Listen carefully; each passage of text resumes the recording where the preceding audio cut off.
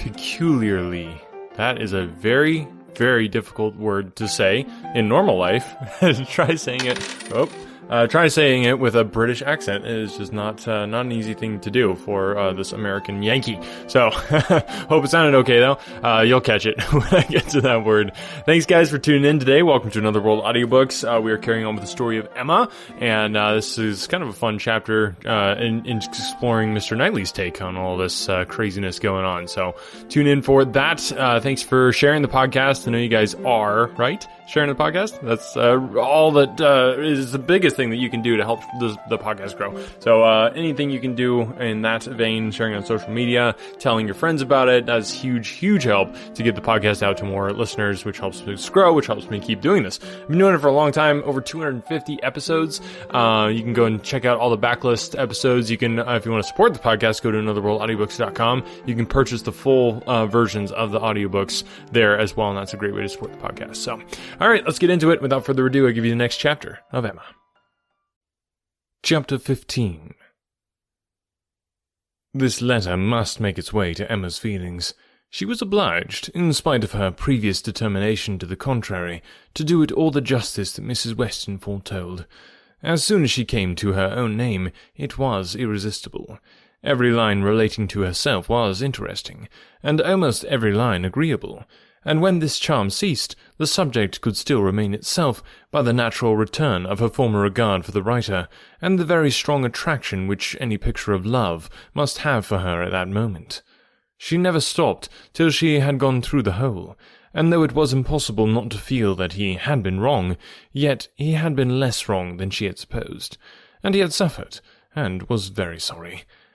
And he was so grateful to Mrs. Weston, and so much in love with Miss Fairfax, that she was so happy herself that there was no being severe.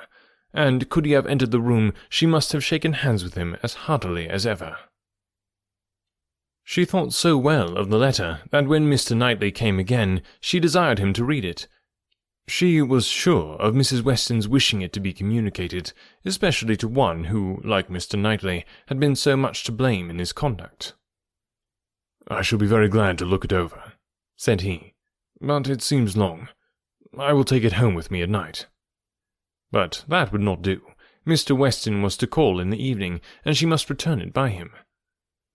"I would rather be talking to you," he replied.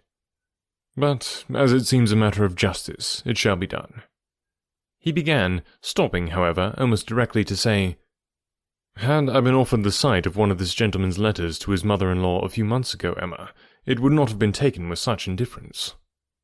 He proceeded a little farther, reading to himself, and then, with a smile, observed, "A fine complimentary opening.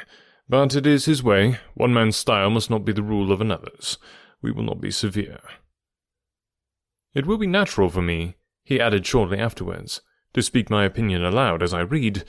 By doing it, I shall feel that I am near you. It will not be so great a loss of time. But if you dislike it—" "Not at all. I should wish it."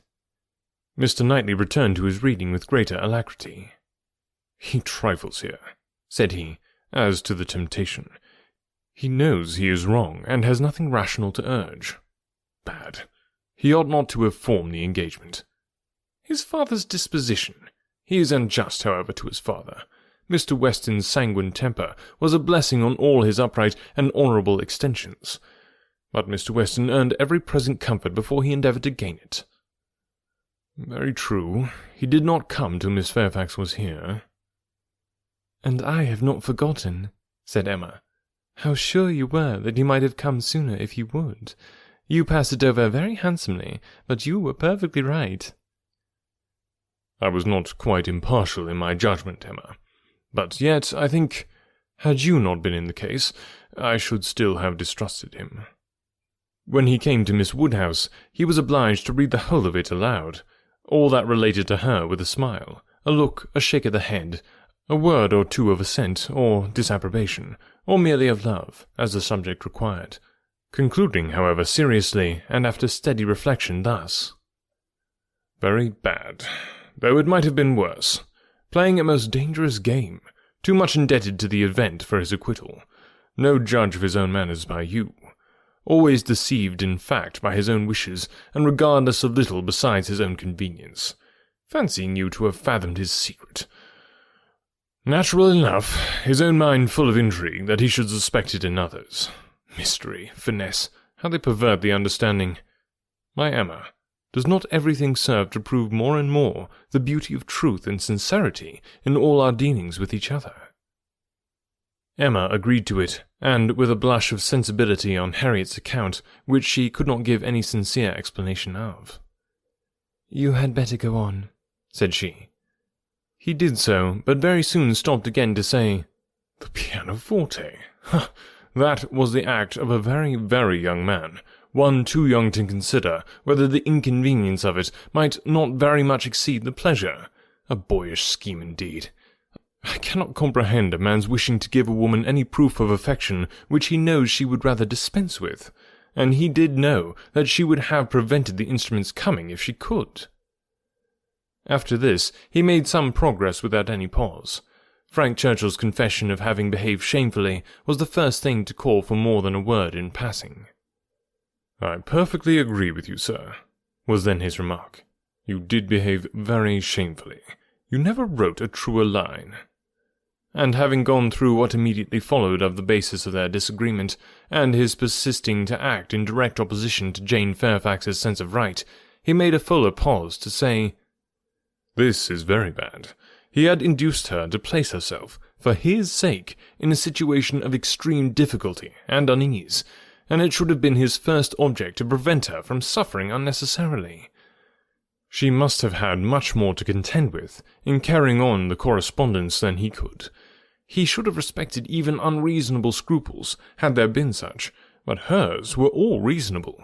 We must look to her one fault, and remember that she had done a wrong thing in consenting to the engagement. To bear that, she should have been in such a state of punishment." Emma knew that he was now getting to the Box Hill party, and grew uncomfortable. Her own behaviour had been so very improper. She was deeply ashamed, and a little afraid of his next look. It was all read, however, steadily, attentively, and without the smallest remark, and excepting one momentary glance at her, instantly withdrawn, in the fear of giving pain, no remembrance of Box Hill seemed to exist.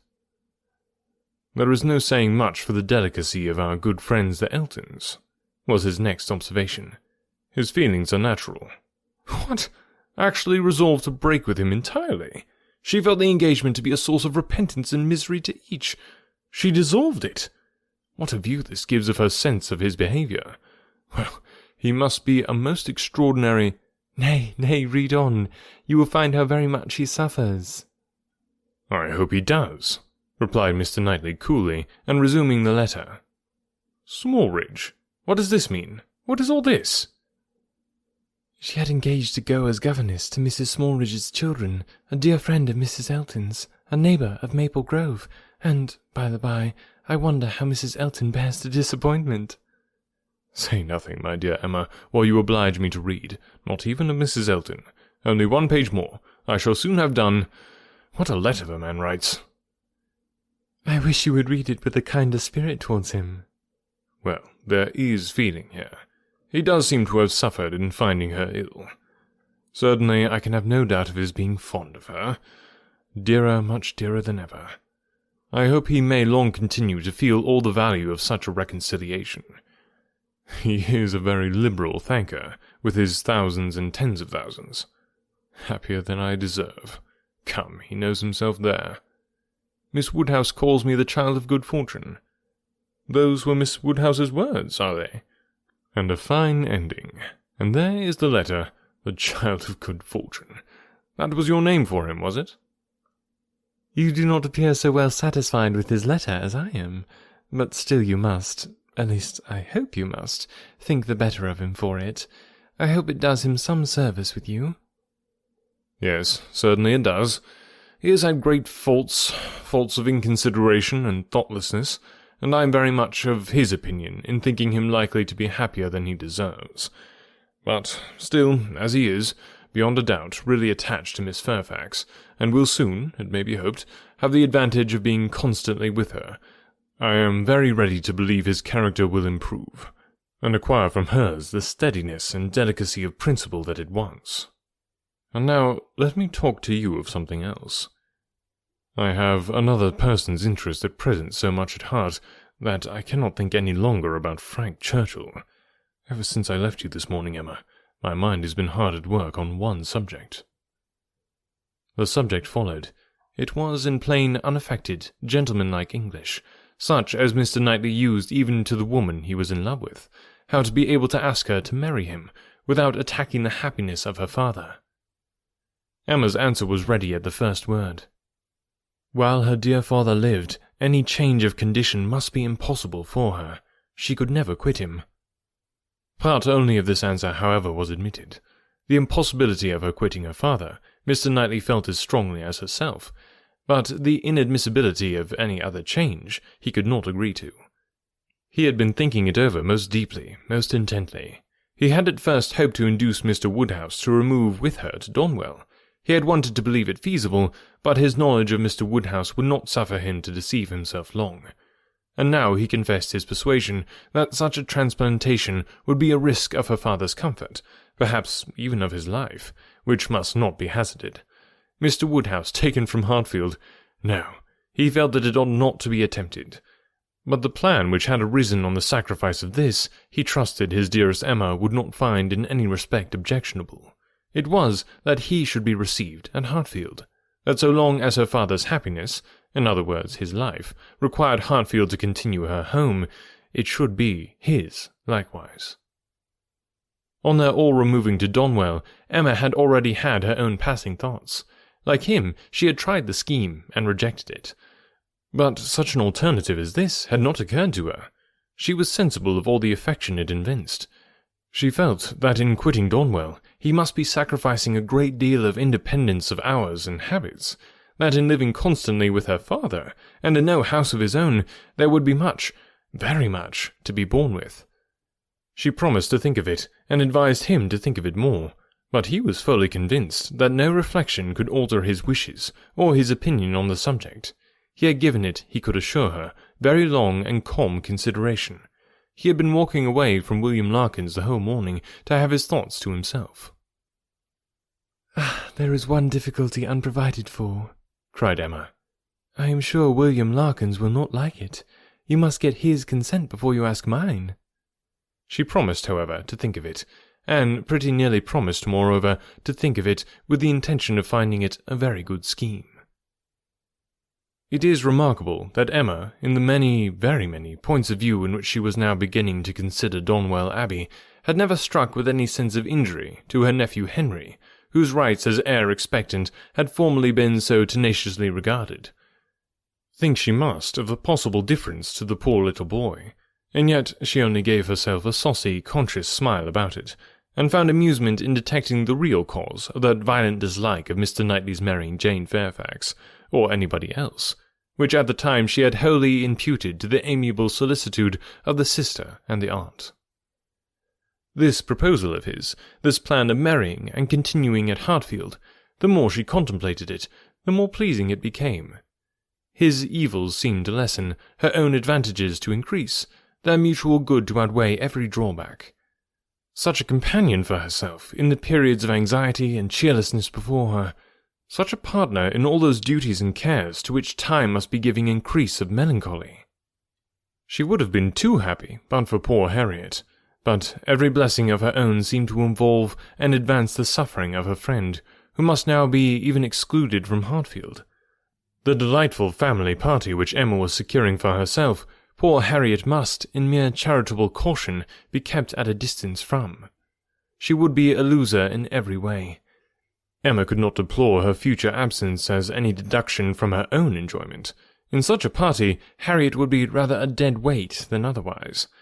But for the poor girl herself, it seemed a peculiarly cruel necessity that was to be placing her in such a state of unmerited punishment.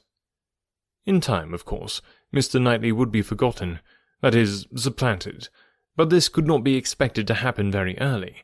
Mr. Knightley himself would be doing nothing to assist the cure. Not like Mr. Elton. Mr. Knightley, always so kind, so feeling, so truly considerate for everybody, would never deserve to be less worshipped than now. And it really was too much to hope, even of Harriet, that she could be in love with more than 3 men in 1 year. Chapter 16. It was a very great relief to Emma to find Harriet as desirous as herself to avoid a meeting. Their intercourse was painful enough by letter. How much worse had they been obliged to meet? Harriet expressed herself very much as might be supposed, without reproaches or apparent sense of ill usage, and yet Emma fancied there was a something of resentment, a something bordering on it in her style, which increased the desirableness of their being separate. It might be only her consciousness, but it seemed as if an angel only could have been quite without resentment under such a stroke. She had no difficulty in procuring Isabella's invitation, and she was fortunate in having a sufficient reason for asking it without resorting to invention. There was a tooth amiss. Harriet really wished, and had wished some time, to consult a dentist. Mrs. John Knightley was delighted to be of use. Anything of ill health was a recommendation to her, and though not so fond of a dentist as of a Mr. Wingfield, she was quite eager to have Harriet under her care. When it was thus settled on her sister's side, Emma proposed it to her friend, and found her very persuadable. Harriet was to go. She was invited for at least a fortnight. She was to be conveyed in Mr. Woodhouse's carriage. It was all arranged, it was all completed, and Harriet was safe in Brunswick Square. Now Emma could, indeed, enjoy Mr. Knightley's visits. Now she could talk, and she could listen with true happiness, unchecked by that sense of injustice, of guilt, of something most painful, which had haunted her when remembering how disappointed her heart was near her, how much might at that moment, and at a little distance, be enduring by the feelings which she had led astray herself. The difference of Harriet at Mrs. Gollard's, or in London, made perhaps an unreasonable difference in Emma's sensations, but she could not think of her in London without objects of curiosity and employment which must be averting the past, and carrying her out of herself. She would not allow any other anxiety to succeed directly to the place in her mind which Harriet had occupied. There was a communication before her, one which she only could be competent to make, the confession of her engagement to her father. But she would have nothing to do with it at present. She had resolved to defer the disclosure till Mrs. Weston was safe and well. No additional agitation should be thrown at this period among those she loved, and the evil should not act on herself by anticipation before the appointed time. A fortnight, at least, of leisure and peace of mind, to crown every warmer, but more agitating delight, should be hers. She soon resolved, equally as a duty and a pleasure, to employ half an hour of this holiday of spirits in calling on Miss Fairfax. She ought to go, and she was longing to see her. The resemblance of their present situations increasing every other motive of goodwill.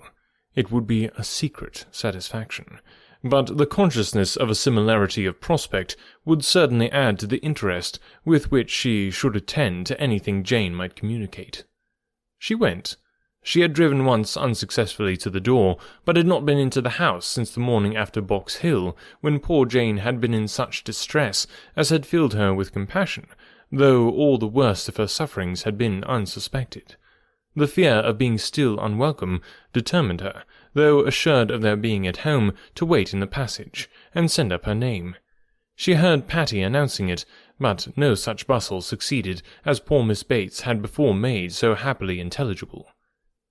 No, she heard nothing but the instant reply of "Beg her to walk up," and a moment afterwards she was met on the stairs by Jane herself, coming eagerly forward, as if no other reception of her were felt sufficient.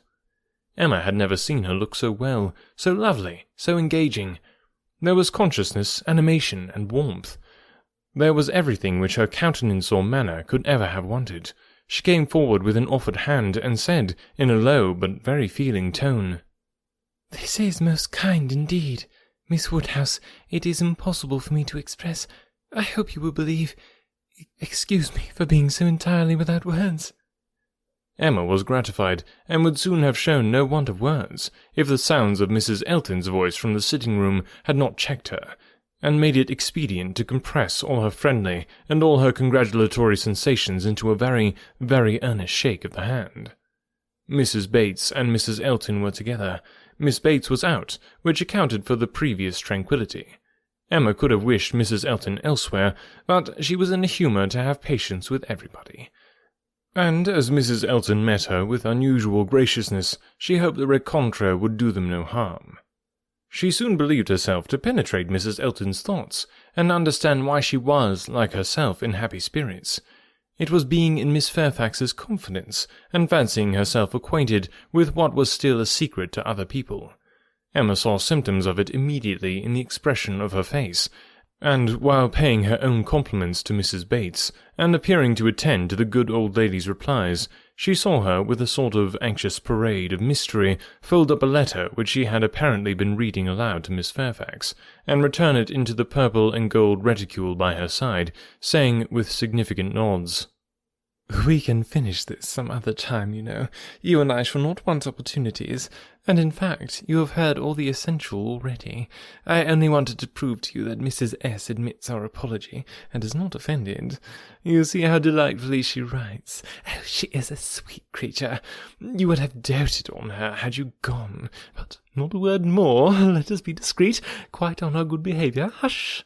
You remember those lines? I forget the poem at this moment, for when a lady's in the case, you know all other things give place. Now, I say, my dear, in our case, for lady, read Mum, a word to the wise. I am in a fine flow of spirits, aren't I? But I want to set your heart at ease as to Mrs. S. My representation, you see, has quite appeased her."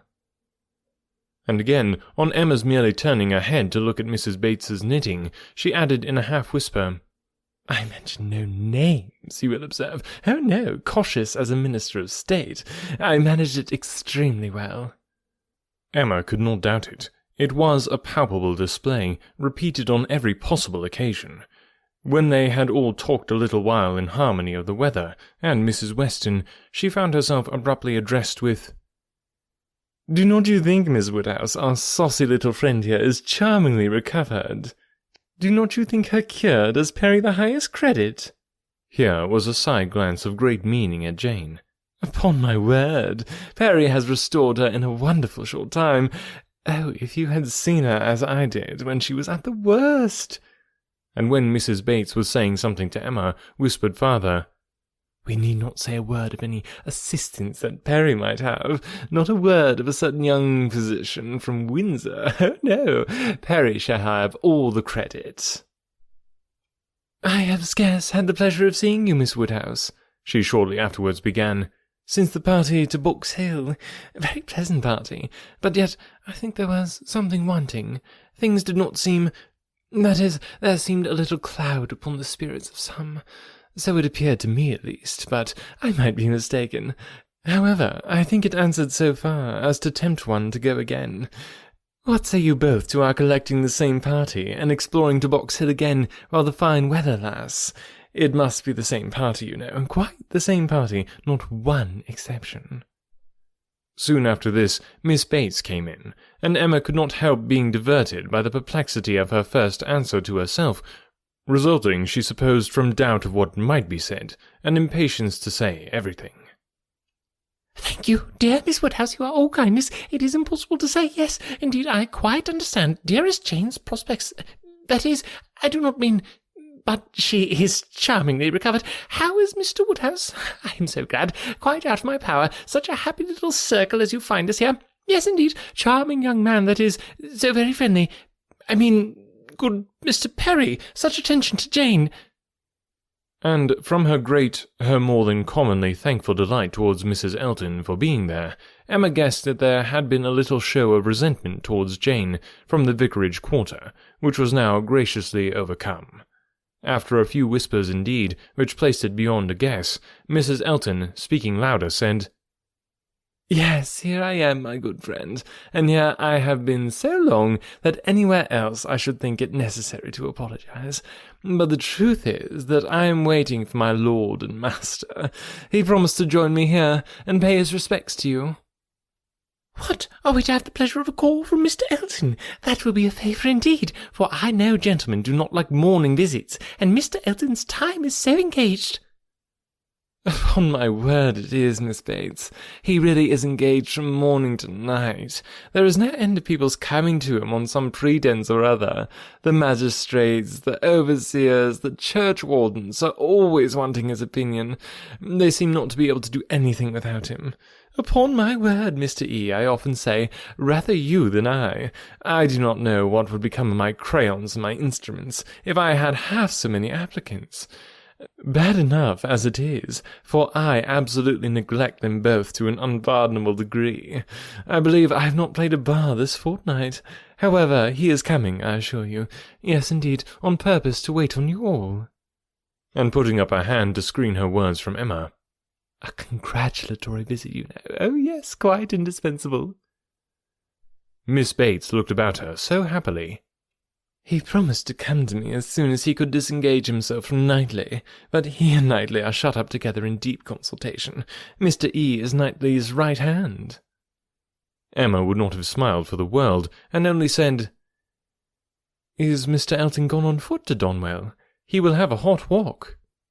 Oh, no, it is a meeting of the Crown, a regular meeting. Weston and Co. will be there too, but one is apt to speak only of those who lead. I fancy Mr. E. and Knightley have everything their own way. Have not you mistaken the day? Said Emma. I am almost certain that the meeting at the Crown is not till tomorrow. Mr. Knightley was at Hartfield yesterday, and spoke of it as for Saturday. Oh, no, the meeting is certainly today, was the abrupt answer, which denoted the impossibility of any blunder on Mrs. Elton's side. I do believe, she continued, this is the most troublesome parish that ever was. We never heard of such things at Maple Grove. Your parish there was small, said Jane. Upon my word, my dear, I do not know, for I never heard the subject talked of. But it is proved by the smallness of the school, which I have heard you speak of as under the patronage of your sister and Mrs. Bragg, the only school, and not more than 25 children. Ah, you clever creature, that's very true. What a thinking brain you have. I say, Jane, what a perfect character you and I should make. If we were to be shaken together, my liveliness and your solidity would produce perfection. Not that I presume to insinuate, however, that some people may not think you perfection already. But hush, not a word, if you please. It seemed an unnecessary caution. Jane was wanting to give her words, not to Mrs. Elton, but to Miss Woodhouse, as the latter plainly saw. The wish of distinguishing her, as far as civilly permitted, was very evident, though it could not often proceed beyond a look. Mr. Elton made his appearance. His lady greeted him with some of her sparkling vivacity. Very pretty, sir, upon my word, to send me on here, to be an encumbrance to my friends, so long before you vouchsafed to come. But you knew what a dutiful creature you had to deal with. You knew I should not stir till my lord and master appeared. Here have I been sitting this hour, giving these young ladies a sample of true conjugal obedience, for who can say, you know, how soon it may be wanted? Mr. Elton was so hot and tired that all his wit seemed thrown away. His civilities to the other ladies must be paid, but his subsequent object was to lament over himself for the heat he was suffering, and the walk he had had for nothing. "When I got to Donwell," said he, "Knightley could not be found. Very odd, very unaccountable, after the note I sent him this morning, and the message he returned, that he should certainly be at home till 1. "Donwell!" cried his wife. "My dear Mr. E., you have not been to Donwell. You mean the Crown. You come from the meeting at the Crown." "No, that's tomorrow, and I particularly wanted to see Knightley today on that very account. Such a dreadful broiling morning. I went over the fields too," speaking in a tone of great ill-usage, "which made it so much the worse, and then not to find him at home. I assure you I am not at all pleased. And no apology left, no message for me. The housekeeper declared she knew nothing of my being expected. Very extraordinary. And nobody knew at all which way he had gone. Perhaps to Hartfield, perhaps to the Abbey Mill, perhaps into his woods. Miss Woodhouse, this is not like our friend Knightley. Can you explain it?" Emma amused herself by protesting that it was very extraordinary indeed, and that she had not a syllable to say for him. "I cannot imagine," said Mrs. Elton, feeling the indignity, as a wife ought to do. I cannot imagine how he could do such a thing by you, of all the people in the world. The very last person one should expect to be forgotten. My dear Mr. E., he must have left a message for you, I'm sure he must. Not even Knightley could be so eccentric. And his servants forgot it. Depend upon it, that was the case, and very likely to happen with the Donwell servants, who are all, I have often observed, extremely awkward and remiss. I am sure I would not have such a creature as his Harry stand at our sideboard for any consideration. And as for Mrs. Hodges, Wright holds her very cheap indeed. She promised Wright a receipt and never sent it. I met William Larkins, continued Mr. Elton. As I got near the house, he told me I should not find his master at home, but I did not believe him. William seemed rather out of humour. He did not know what was come to his master lately, he said, but he could hardly ever get the speech of him. I have nothing to do with William's wants, but it really is of very great importance that I should see Knightley to-day, and it becomes a matter, therefore, of very serious inconvenience that I should have had this hot walk to no purpose. Emma felt that she could not do better than go home directly. In all probability, she was at this very time waited for there, and Mr. Knightley might be preserved from sinking deeper in aggression towards Mr. Elton, if not towards William Larkins. She was pleased, on taking leave, to find Miss Fairfax determined to attend her out of the room, to go with her even downstairs.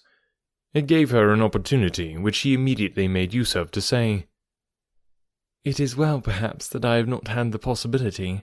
Had you not been surrounded by other friends, I might have been tempted to introduce a subject, to ask questions, to speak more openly than might have been strictly correct. I feel that I should certainly have been impertinent." "Oh!" cried Jane with a blush and a hesitation which Emma thought infinitely more becoming to her than all the elegance of all her usual composure. "There would have been no danger. The danger would have been in my wearying you. You could not have gratified me more than by expressing an interest.